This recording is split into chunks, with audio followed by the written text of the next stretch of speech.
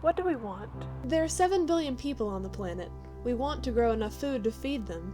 There are 75 million acres of rainforest in the world. We want to preserve enough land to protect them.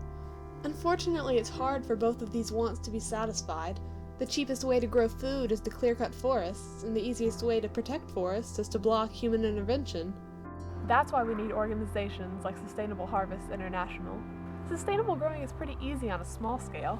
I've got my compost bin and broccoli sprouts here, but it takes a lot of organization and effort to make it work on a large scale. Sustainable Harvest works with Central American communities to help them produce healthy crops with minimal environmental impact.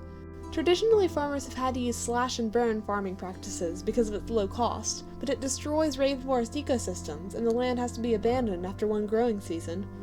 Farmers also have to limit their crop variety to keep things cheaper, which leads to nutrient-poor diets for their families.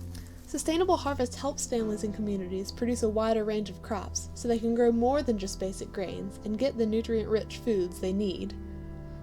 They use methods like planting fruit and nut trees in the same fields as crops to raise efficiency, growing native species to preserve the region's biodiversity, and using water-efficient drip irrigation.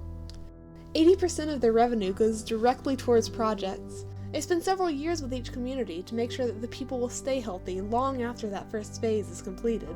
So far, they've worked with over 2,000 families and communities. Farmers love the forest environment, and they can work with it instead of being forced to take it over, something we could all learn from. And they become healthier doing it. You can go here to donate to Project for Awesome, or here to donate to Sustainable Harvest. And their board of directors will actually be matching all donations until next Tuesday, which is so awesome. And if you can't give right now, then just promote Project for Awesome, and we can see how much good we can do together. DFTBA.